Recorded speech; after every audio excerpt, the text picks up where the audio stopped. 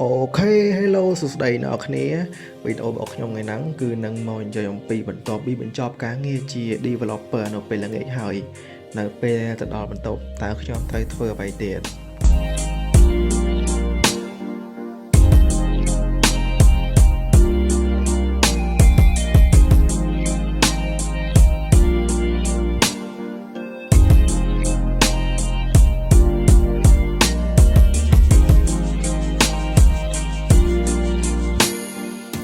ឥឡូវយើងឃើញថា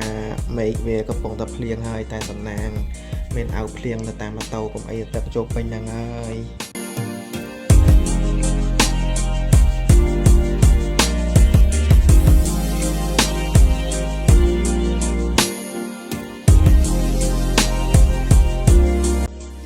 បន្ទាប់ពីមកដល់បន្ទប់ហើយខ្ញុំក៏ឆ្លៀតចូលទៅកាន់ YouTube ដើម្បីចាក់ចម្រៀងស្ដាប់ដើម្បីកំសាន្តអារម្មណ៍កុំឲ្យធុញថប់នឹងការងារពេកហើយយើងក៏មិនភ្លេចដែរបន្ទាប់ពីចាក់ចម្រៀងហើយក៏ចូលទៅបន្ទប់ទឹកលុបលាងមាត់ជំរះមុនកុំឲ្យមានដីលើមុខអញ្ចឹងណាយើងជារឿងល្អមួយដែរដល់ពេលយើងដល់បន្ទប់ភ្លាមយើងក៏ឆ្លៀតពេលលុបមុខលុបមាត់ផងទៅ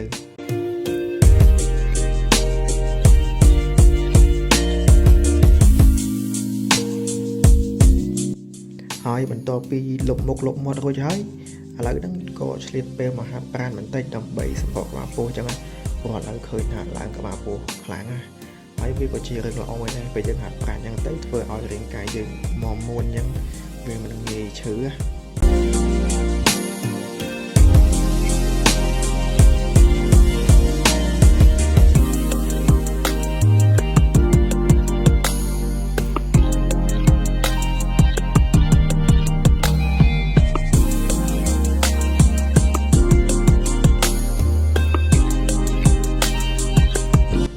ហើយឥឡូវហ្នឹងក៏កាត់មកដល់ពេលយប់ជាពេលវេលាមួយដែលខ្ញុំត្រូវការស្រាវជ្រាវហើយនឹងរៀននៅមេរៀន technology ថ្មីដើម្បីពង្រឹង skill ខ្លួនឯងបន្ថែមព្រោះថាបើយើងមិនពង្រឹង skill ខ្លួនឯងបន្ថែមទេយើងដើរមិនទាន់គេទេសម័យហ្នឹងព្រោះសម័យហ្នឹងកន្លែងណាដែលគេត្រូវការតែអ្នកខ្លាំងដែរបើយើងខ្សោយយើងដើរមិនទាន់គេទេ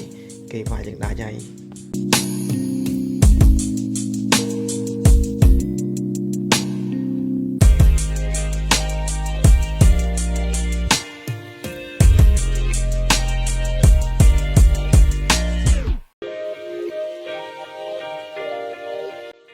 ហើយឥឡូវហ្នឹងវីដេអូរបស់យើងក៏ជិតដល់ទីបញ្ចប់ដែរហើយខ្ញុំក៏សូមអរគុណដល់អ្នកដែលបានមើលវីដេអូរបស់ខ្ញុំដល់ចប់ហើយកុំភ្លេចចូលចុច Subscribe ផងបើសិនជាពេញចិត្តនៅវីដេអូមួយហ្នឹង Good night ដល់អ្នក